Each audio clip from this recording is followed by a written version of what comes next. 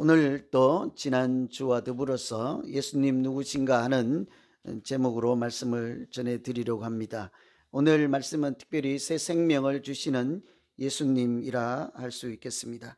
지난주일에 마태복음 1장 특히 족보와 그 이름을 통해서 예수님께서 어떤 분인지를 우리 같이 한번 생각해 보았습니다. 족보는 아브라함과 다윗의 후손으로 오신 예수님이라고 그랬죠. 뿐만 아니라 예수님께 주어진 이름을 정해줬죠. 예수님 이름을 누가 지어줬습니까? 요셉이 지었나요? 요셉은 예수님 육신의 아버지잖아요. 예수님 이름을 누가 지었습니까? 하나님이 아들을 낳으면 이름을 이렇게 하라 하고 요셉과 마리아는 시킨 대로 했을 뿐인데요. 그 이름이 예수라는 이름과 임마누엘이라는 두 이름을 이렇게 붙여서 사시지 않았습니까? 그래서 우리와 함께 하시고 우리를 구원해 주신 하나님의 아들이심을 살펴보았는데요. 오늘은 그 1장과 동일한 맥락에서 예수님이 누구신지를 또 다른 차원에서 우리에게 알려주는 거예요. 그것은 특별히 어디에서 태어났는가 하는 주제이지요. 오늘 읽은 말씀 중에 보면 핵심 관심사가요. 어디에서 태어났습니까? 여러분 어디서 오셨습니까? 누군지 알고 싶으면 한국 어디에서 하셨습니까? 어디서 오셨습니까? 하고 자꾸 묻잖아요. 왜 자꾸 물어요?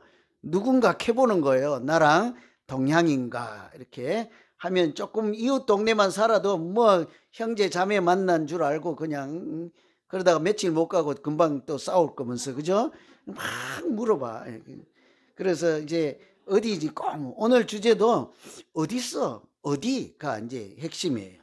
왜 그런가 하면 단순히 고향이 어디다, 어디서 출생했다 하는 그 도시 이름을 아는 것이 문제가 아니라 그것을 통해서 예수님이 어떤 분인지를 우리에게 알려주시는 말씀이기 때문에요. 여러분 어디서 태어나고 고향이 어딘지가 우리 자신을 규정하고 누군지를 소개하는데 도움이 되겠습니까? 잘 모를 것 같아요. 그래서 제가 고민하는데 저도 잘 모르지만 이 얘기가 생각이 나더라고요. 여수 가면 뭐 자랑하지 말래요? 여수에서 오신 분. 여수는 전라남도예요. 그 항구도시. 여수 가서 돈 자랑하지 말라. 왜 그래요? 항구니까 옛날부터 특히 일제강점기 때 그 무역을 하면서 부를 축적했던 부자들, 그 우리 롱비치나 뉴포트 비치나 이런 데 가보면 그 항구에 배들이 한 척 이렇게 있잖아요. 별로 크지도 않은데 그거 자동차가 비쌀까요? 그 배가 비쌀까요?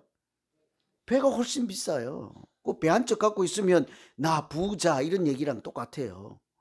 그래서 여수에 가면 돈 자랑하지 말라 그래요. 벌교 가면 주먹 자랑하지 말라 그래요. 순천 가면 인물 자랑하지 말라 그래요. 이거 분명히 인물 하신 분들은 순천에서 오셨을 거예요. 그죠? 이게 그 사람들이 누군지를 설명하고 이해하는 데 도움이 되는 거예요. 그중에 오해하기 쉬운데 벌교 가면 주먹 자랑하지 말라 그러니까 벌교 가면 무서운 깡패들이 많나 그런 생각할 수 있는데 실제로는 그런 게 아니고요. 일제시대 때 그 다리 위를 건너가는 일본 군인을 그 벌교에 있는 뭐 있잖아요. 그 대항 독립투사 이런 분들이 의용군이라고 그래요. 그분들이 맨주먹으로 물리쳤다 하는 설이 있어요. 그래서 의로운 주먹이라는 뜻이에요.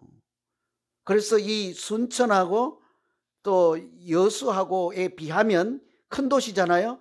벌교는 조그만한 도시예요. 소읍이에요. 그런데도 순천하고 그 여수하고 버금가는 그 이름에 들어있다고요. 의로운 주먹 때문에.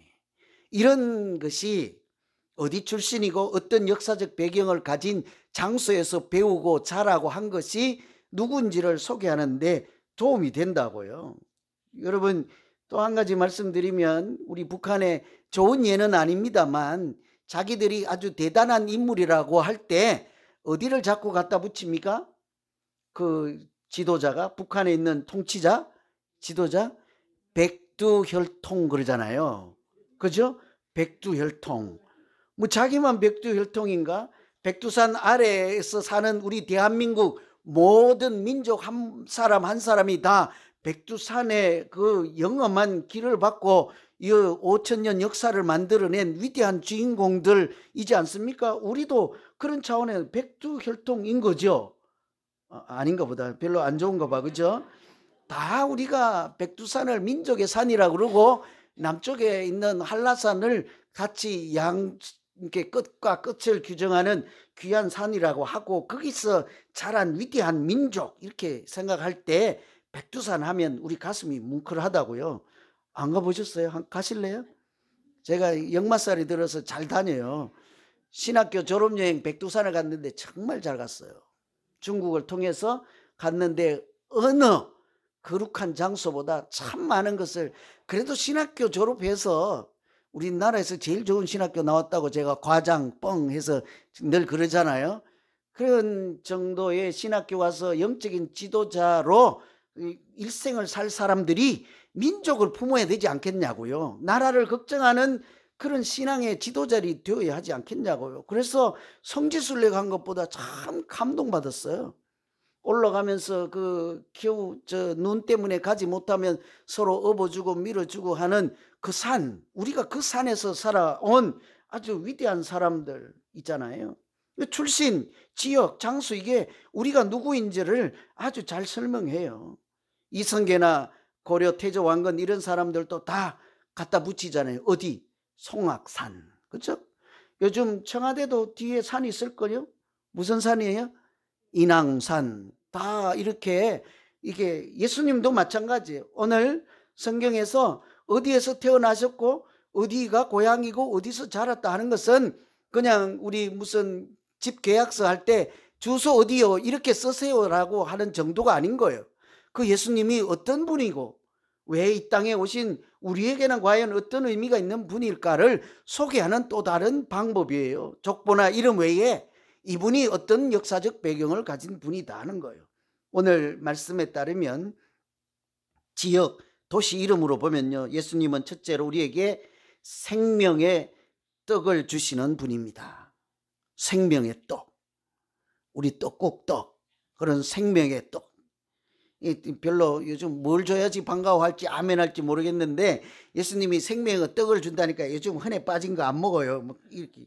생명의 떡은 단순히 입으로 들어가는 떡만 얘기하는 것 아니에요. 사람이 그냥 밥으로만 살지 않고 하나님이 주시는 말씀으로 사는 존재라 하지 않습니까? 특히 오늘 베들레헴에서 태어났다고 하는 말은요, 예수님이 어떤 분인가를 그 지역 명칭을 통해서 설명하는 거예요. 1절에 보면 헤롯 왕 때에 예수께서 유대 베들레헴에서 나셨다 그러잖아요. 예수님께서 태어나신 곳 어디입니까? 베들레헴이라는 거예요. 베들레헴. 동방 박사들이 멀리서 유대인의 왕으로 나시니 예수 그리스도가 메시아가 탄생하신 것을 알고 별이 인도하는 것을 따라 예루살렘에 도착했잖아요. 예루살렘은 큰 도시예요.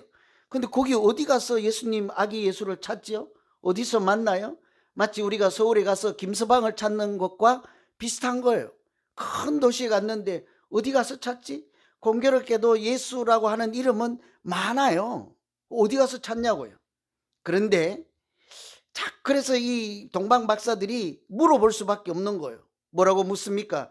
유대인의 왕으로 나시니가 어디 계시냐죠. 어디 가야? 그냥 이 집 저 집 다 있는 그런 예수 말고 하나님의 아들로 오신 메시아로 오신 그분을 찾을 수 있습니까? 하는데요, 조금만 성경을 알고 있는 사람들은 금방 짐작 가는 곳이 있단 말이에요.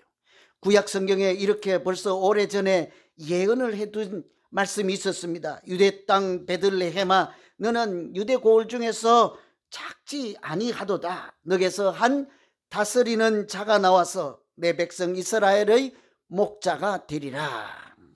모양은 작아요. 그러나 너는 결코 초라하거나 작다고 할 수 없는 것은 여기에서, 그 땅에서, 그 도시에서 한 다스리는 자, 누굽니까? 통치자가 나오고 만왕의 왕이, 영원한 왕이신 메시아께서 탄생하신다는 얘기잖아요. 이스라엘의 한 목자는 누구입니까? 예수님이 태어나시는 장소를 베들레헴이라고 성경에 오래전에 예언해 둔 말씀이 있었습니다. 그래서 그 제사장이나 이런 분들이 그 동방 박사에게 얼른 망설이지 않고 말해줄 수가 있는 거예요. 우리가 알기로는, 말씀을 익히 알고 있는 우리가 알기로는 베들레헴에 가보시오 라고 하는 거죠. 그래서 그 예언의 말씀을 따라 베들레헴에 태어나셨는데, 왜 베들레헴일까요? 오래전에 예언의 말씀하셔서 마땅히 그곳에서 태어나야 하는 거죠. 그러나 그것뿐만이 아닙니다. 원래 이 베들레헴이라고 하는 말 자체는 베트하고 레헴이라는 말이 합쳐진 건데요. 그것은 이렇게 빵집이라는 뜻이에요. 그 말 자체가. 베트는 집이라는 뜻이고요. 베들레헴 중에 앞에 절반은 집이라는 뜻이고 뒤에 있는 레헴은 떡이라는 말이에요. 그러니까 떡집에 떡으로 오신 분이 이렇게 그림, 우리가 마치 이렇게 느낌으로 이렇게 영화를 보듯이 알아먹을 수 있게 설명해 주는 표현이라 할 수 있는 거예요. 떡집에 떡같이 오셔서 그 떡을 먹는 사람들이 기운을 내고 생명을 유지하며 살 수 있는 것이다. 그런 분으로 오셨다는 거죠. 구유에 왜 오셨어요? 구유에. 침대에 오시지. 구유라는 것이 먹이통이잖아요. 예수님이 먹이통이 아니고 먹이통 안에 들어있는 아기 예수, 누워 계신 아기 예수잖아요. 먹이통에 먹이로 오셨다, 이런 얘기와 같은 거예요, 쉽게 말하면. 그래서 마치 구유에 누우신 예수님이 먹이처럼 그 말이나 소가 먹고 기운을 내고 살아가듯이 우리 인간에게 신령한 말씀인 하나님의 말씀, 그 떡을 주시기 위해서, 구원의 말씀을 주시기 위해서, 천국의 말씀을 들려주시기 위해서 오신 분이 예수님입니다. 이런 얘기를 하는 거죠. 이 베들레헴은요, 이뿐만이 아니고 야곱이 아주 사랑했던 여인 있잖아요. 아내. 누구예요? 라헬이. 라헬. 아마 남자들 정도 돼서 라헬 이름 모르면 성경책을 안 읽은 사람일 거예요. 한 남자가 있었는데요, 얼마나 이쁘고 자기가 아내로 삼았으면 좋겠는지 7년을 그냥 하루같이 일을 하고 이제 내 아내로 삼게 해주세요. 그러니까 그 아버지가 그 언니를 그냥 아내로 엮어준 거예요. 얼마나 억울해요? 이럴 수가 없다. 왜 나를 속이십니까? 하고 이럴 수가 없다 하고 항의를 하니까, 네가 사랑하는 여인을 위해서 다시 7년을 고생하면 주겠노라 하고, 그 여인하고 결혼하기 위해서 무려 14년을 죽을 고비라고 일했던 사람이 라헬이잖아요. 그가 고향으로 돌아가는 길에 둘째 아들을 낳다가 길에서 목숨을 잃고, 그래서 그 얼마나 애틋하고 이쁘고 그 애지중지하는 아내겠어요. 그 출산하다가 돌아가셔서 그 땅에 묻어둔 곳이 베들레헴이에요. 그러니까 이 믿음의 역사를 아는 사람들이 얼마나 추억과 애틋한 사랑이 있는 곳이겠습니까? 뿐만 아니라요, 베들레헴은 다윗이 태어난 곳이에요. 다윗의 동네. 만일 왕으로 오시고 메시아로 오신다 하면 어디에서 태어나야 되겠습니까? 그래도 왕이 태어났던 곳에서 태어나야 하지 않겠어요? 그 베들레헴에서 예수님이 메시아로 오셔야 되는 거죠. 그러나 그런 아름다운 기억이나 추억이나 이런 왕의 후손으로 오시는 그뿐만 아니라 궁극적으로는요, 베들레헴은 빵집이라는 거예요. 하나님이 약속이 있는 그런 약속의 집, 하나님의 양식이 있는 그 빵이든지 떡이든지 말씀이든지 하나님의 양식이 있는 그 약속의 집에서 예수님이 오셔서 우리에게 생명의 떡이 되어주신 분입니다. 이런 거죠. 그래서 예수님이 스스로 자기를 소개할 때요, 뭐라고 해요? 나는 빛이다 그러잖아요. 흑암의 땅에 온 빛이다. 빛과 같은 존재잖아요. 그죠? 그런데 간혹 뭐래요? 나는 생명의 떡이다 그랬죠. 그래서 우리가 항상 이 생명의 떡은 자꾸 떡국만 생각하면 안 돼요. 여기 지금 말씀 들으면서도 빨리 끝내고 떡국 먹어야지 막 그럴 분 계시잖아. 그죠?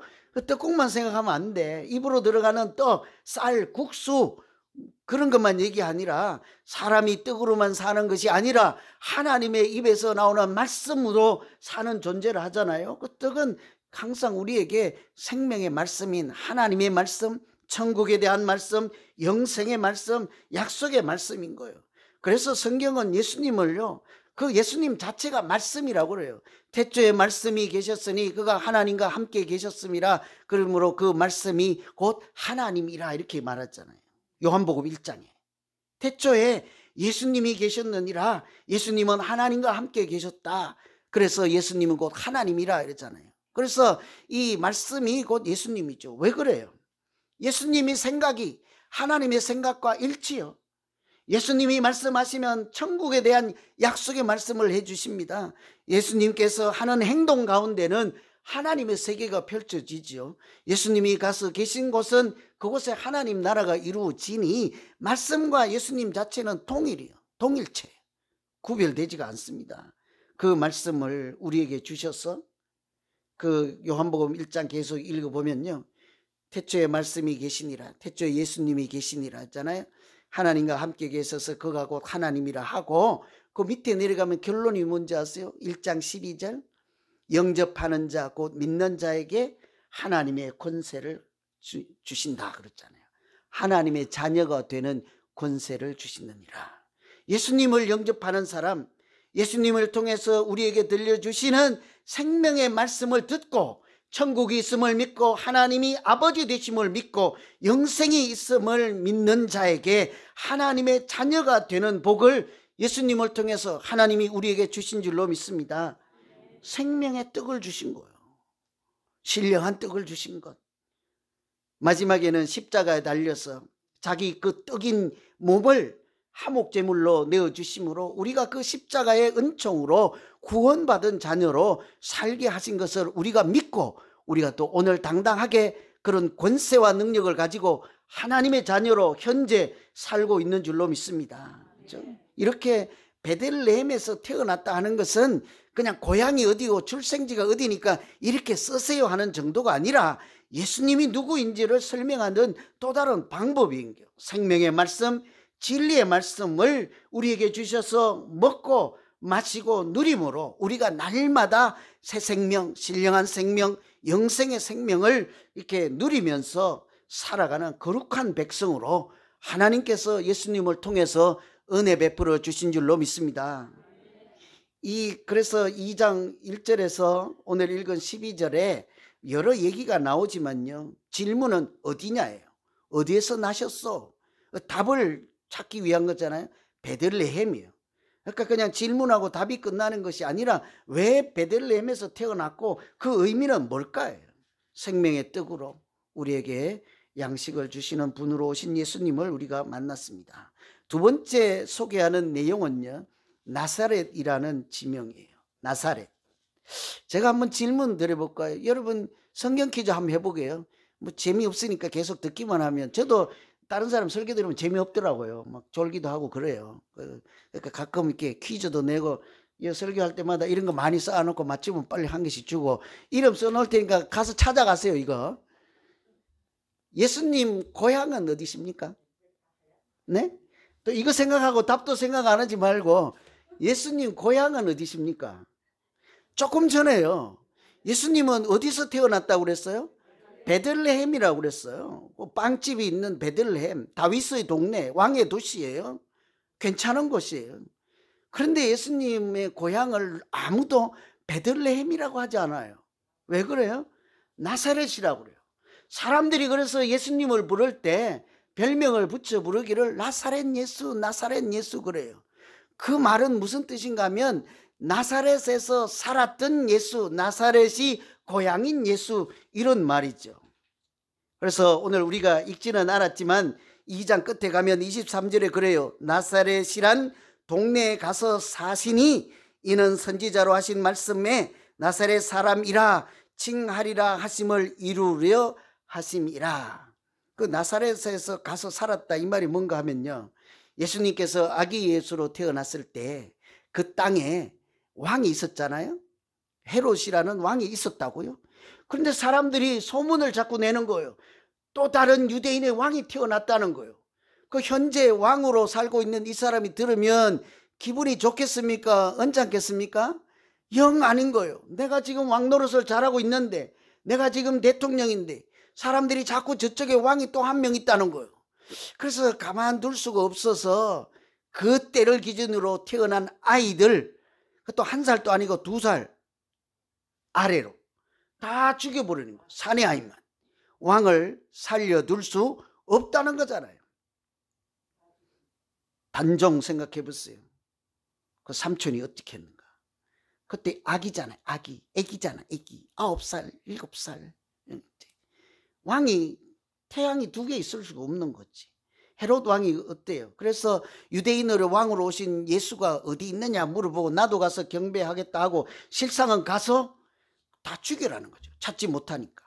그냥 싸그리 2살 아래로 다 죽여라 해서 그 하나님이 천사를 보내서 마리아, 어머니 마리아와 아버지인 육신의 아버지인 요셉에게 네가 좀 죽게 생겼으니 애굽으로 피신을 가 있어라 하고 그 아기를 싸서 이렇게 애굽으로 피신을 시키잖아요. 그런데 세월이 지나서 그 죽이려고 하는 헤롯 왕이 이렇게 생명을 다해서 이제 죽었단 말이에요. 그러니까 이제 다시 올라올 수 있잖아요. 다시 고국으로 돌아갈 수 있잖아요. 그런데 그 대를 이어 그 다음 왕으로 등장한 사람도 아기 예수를 그냥 두지 않고 죽이려고 하는 생각을 하고 있었죠. 이 사실을 알고는 태어났던 베들레헴으로 가지 않고 아주 아무도 찾지 못하는 시골 촌동네 가서 마치 숨어 사는 것처럼 살았던 곳이 나사렛이라고요. 아직 시골 베들레헴이나 예루살렘에서부터 멀리 떨어져 있는 그냥 아무도 찾지 못하는 지도에도 이름도 없는 그런 곳. 저도 그런 곳에 살았어요. 오래전에 제가 있는지도 몰랐잖아요, 여러분. 그죠? 고개 들면 산 있고 앞에는 산으로 앞뒤 다 둘러막혀 있고 큰 바다도 없고 냇가도 없고 기찻길도 없고 신장로도 없고 아무것도 없어서 6.25 동란 때 북한 군인들이 그 동네는 가지도 않고 스쳐 지나간 동네. 얼마나 오지겠냐고요. 이런 마치 나사렛이라는 동네는 그런 곳처럼 예수님이 아기 예수 때 태어난 곳으로 가지 않고 나사렛 동네에 가서 목수의 일을 하며 그곳에서 십자가 사역, 공생의 사역을 시작하기 전까지 계셨던 곳이 나사렛이란 동네였다고요. 그래서 사람들이 뭐라고 하는 거 하니 자꾸 나사렛 예수라고 해요. 왜 그래요? 예수가 많거든요. 여러분, 우리 저 갤러리아나 어디 가서 순자야 하면 몇 명 올까요? 한 10명은 올걸? 그죠? 아마 드문 이름 불러봐요. 말자야 그래봐요. 2-3사람 고개 돌려본다고. 여기 와서는 뭐라고 불러요, 여러분? 그레이스라고도 하고 또 라헬을 레이첼이라고도 하고 막 이렇게 멋진 이름 영어로 부르지만 자기도 모르게 말자야 그러면 고개 돌려볼 거야 아마. 많아 예수라는 이름도. 저도요. 덕지라는 이름이 발음도 그렇고 이쁘지도 않고 그렇잖아요. 저도 별로 안 좋아하는데 뜻은 좋아요. 큰 덕실을 이제 덕을 싣고 다니는 사람. 저도 그렇게 살려고는 애씁니다만 잘 되지도 않고. 그래서 이런 이름은 세상에 없겠다고 자신 있게 살았는데요. 군대를 딱 갔더니 내 고참이 덕재야. 그것도 이 덕재야. 아 그러고 한날은 부르더니만 야 너랑 나랑 이름이 같으니 의형제를 하자. 고참이니까 어떻게 해요. 철지에 강제로 의형제 됐다니까요. 이 예수라는 이름도 평범한 이름 많아요. 이 동네 저도 그리고 예수라는 이름이 좋잖아요. 하나님은 구원이시다니까 얼마나 좋은 이름이에요. 하나님이 우리를 구원해 주셨습니다 하니까 믿음 있는 아버지들은 다 아들 놓으면 예수라고 짓고 싶겠지요. 그래서 사람들이 누구의 아들 예수 이렇게 했다고요. 그래서 이 예수도 하나님의 아들 예수 그리스도 해야 우리가 믿는 그 주님인 거예요. 그 또 다른 이름이 바로 나사렛 예수라는 이름이에요. 나사렛. 듣기 좋은 이름 같아요? 안 좋은 이름 같아요? 나사렛이라는 동네가 지도에도 없는 시골에 아주 한적한 곳에 아무도 찾아오지 않는 그런 곳이라고 했잖아요. 촌뜨기 예수 이런 말이라고요.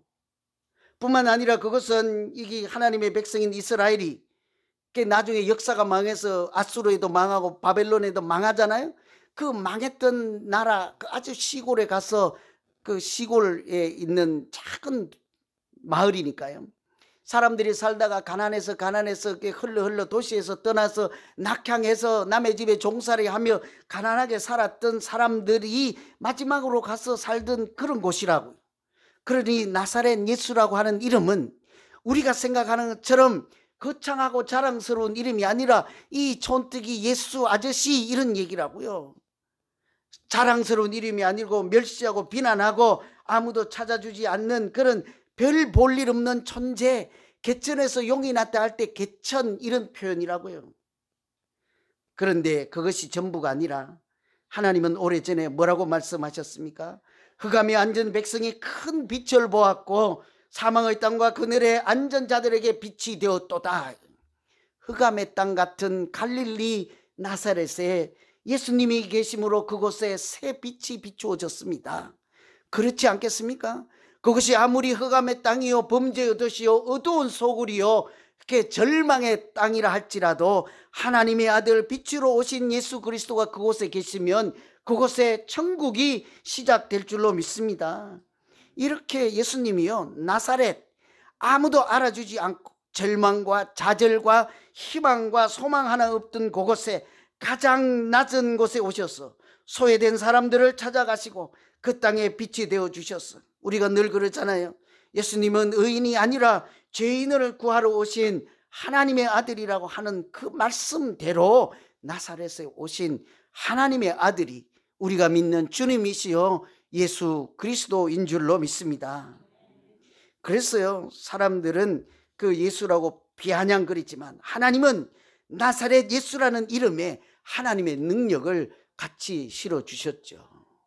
여러분 아픈 사람들 집에 가서 기도할 때 뭐라고 합니까? 나사렛 예수 이름을 부르지 않습니까? 우리 그 당시뿐만 아니라 오늘날 우리에게도 나사렛 예수 이름에는요 특별한 하나님의 은혜와 능력을 주신 줄로 믿습니다. 사도행전 3장에 보면 베드로가 요한이 성전에 기도하러 올라가는데 걷지 못하는 환자가 있었잖아요. 평생 앉아서 이렇게 어떻게 하면 고쳐볼까, 일어서 볼까, 인간답게 살까 절망해 있는 그 사람도 하도 오래 절망하고 있으니까 이제는 고치는 거는 포기하고 한 끼 한 끼 먹고 살아야 되니까 지나가는 아저씨인 요한과 베드로에게 한 푼 줍시오 그러잖아요. 1달러만 주세요 이러는 거잖아요. 그럼 뭐래요? 내게 은하고 금은 없어도 1달러는 없어도 내게 있는 것으로 너에게 주느니 나사렛 예수 이름으로 일어나 걸어라 하잖아요. 그냥 예수라 하지 않는다고요. 뭐라고 그래요? 나사렛 예수 이름으로. 어떤 분위기예요? 앉아서 절망해서 인생을 포기하는 당신 같은 사람에게도 생명의 빛을 비춰주시고 고치는 은혜를 주셔서 새 인생을 주시는 예수님의 이름을 믿고 의지해서 일어나 걸어라 하는 소리이지 않겠습니까? 그래서 고침을 받고 나음을 받잖아요. 이처럼 예수님은 아주 낮은 곳, 아무도 찾아주지 않고 헤롯도 찾아내지 못하는 나사렛에서 사는 나사렛 예수이지만 하나님은 그 이름에 능력을 주셨습니다. 성경에만 그런 게 아니에요. 오늘 재직회도 있고 공동회도 있으니까 이 얘기만 하고 마칠게요. 1930년대 때 선교사님인데 지난번 주일에 소개한 그분도 그렇고 이분도 제가 오래 잊어먹고 있던 분인데요. 하도 고민하니까 하나님 불쌍히 여기고 저한테 특별히 이런 은혜를 주셨나 봐요. 이 사람도 갑자기 기억난 분이에요. 이게 바울 이후에, 사도 바울 이후에 최고의 선교사다. 사람이 들을 수 없는 칭찬이에요. 그렇죠? 그리고 하는 말이 인도 선교사인데요. 인도의 길에 걸어 다니는 예수. 뭐 감동이 안 되시죠, 그죠? 우리가 한인타운에 걸어 다니는 예수, 이런 소리 한번 들어봐야 하지 않겠습니까? 갤러리에 가서 그 어디 식당에만 왔다 갔다 하지 마세요. 권사님, 장로님, 국수 맛있어요 그러지 말고 저기 예수 간다. 한인타운에 걸어 다니는 예수, 이런 소리 들어봐야 되지 않겠어요? 그분 따라 절절절 따라갔더니 예수 사랑 비전교회로 쑥 들어가는 거예요. 그런 권사님 한번 되어보아야 하지 않겠습니까? 이분이 바로요 책으로 나왔어요. 일대기가. 인도 땅에 인도 길에 걸어 다니는 예수, 대단한 분이에요. 일생을 인도에서 선교사로 지내는데요 89살에 중풍이 걸려 쓰러졌대요. 89에. 많이도 사셨지 뭘. 그죠? 고치면 어떻게 될까요? 일어날 수 있을까요? 뇌졸중으로 쓰러졌는데. 그래서 미국으로 실려와 보스턴에 가서 병원에서 치료를 하는데 이분이 의사들에게 부탁을 해요. 여보게 선생님들, 이제 어르신이니까 나를 치료하기 전에 반드시 내가 부탁이 있어. 치료만 하지 말고, 그 사람 이름이 스탠리 존스요. 스탠리 존스, 나사렛 예수의 이름으로 명하노니 일어나 걸어라. 먼저 해달라는 거예요. 치료하기 전에. 자기 뭐 보기만 하면, 야, 나사렛 예수 이름으로, 야라 하면 좀 실례니까 스탠리 존스 이름 불러서 나사렛 예수 이름으로 명하니 일어나 걸어라 외쳐달라는 거예요. 그때마다 이 사람이 아멘 아멘 하는 거예요. 의사들이 해줄까요? 여러분 해주시겠습니까? 실망하고 좌절하는 사람 옆에 동료 권사님 집사님들 부탁해보세요. 권사님, 나 생각나거든요. 전화해갖고 한 번만 외쳐주세요. 나사렛 예수 이름으로 명하노니 일어나 걸어라 한 번만 좀 해주세요. 전화 올까요? 네가 알아서 해 이럴 수도 있어요. 의사잖아요. 이 사람은 내가 예일대 나오고 하버드 나오고 대단한 의사인데 뭘 되지도 않는 소리 하냐고 웃고 말지요. 근데 워낙 너무 강하게 요청을 하니까 할 수 없이요. 이 사람 볼 때마다 스탠리 존스 나사렛 예수의 이름으로 명하노니 일어나 걸어라 하고 이 사람이 아멘 아멘 하는 거예요. 6개월 만에 완치돼요. 6개월 만에. 90살이잖아요. 89이면. 그냥 여생을 편히 살면 되지 않겠습니까? 다시 인도 가요. 일생을 인도라는 곳이 어떤 곳입니까? 어둠의 땅이지 않아요? 흑암의 땅이지 않습니까? 나사렛 같은 곳이지 않습니까?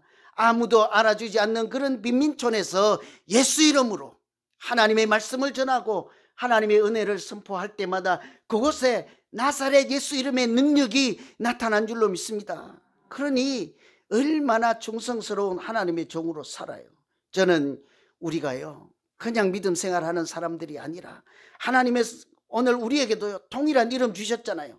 나사렛 예수 이름과 능력을 오늘 믿음 생활하는 우리에게도 주신 줄로 믿습니다. 그래서 우리는 남에게 부탁할 거 없어요. 권사님 전화 안 한다고 실망하지 마세요. 전화해서 나사렛 예수 이름으로 걸어라 이렇게 안 해도 실망하지 말고 누가요? 내가 나에게 선포하는 거예요. 우리도 하나님의 자녀니까요. 예수를 영접하고 말씀을 믿음으로 하나님의 자녀된 권세로 살아가는 사람들이니까요. 구별된 사람이요 천국에 속한 사람이니까 내가 선포하는 거예요. 나사렛 예수 이름으로 일어나 걸어라. 주무실 때도 기도하고 아침에 세상에 직장에 나갈 때도 나사렛 예수 이름으로 일어나 걸어라. 그렇게 선포하시면 하나님은 그 이름 아래 주신 긍휼한 자비를 베풀어서 우리도 새 생명 주시고 빛의 자녀로 믿음으로 아름답게 살아갈 수 있도록 도우시고 인도해 주실 줄로 믿습니다.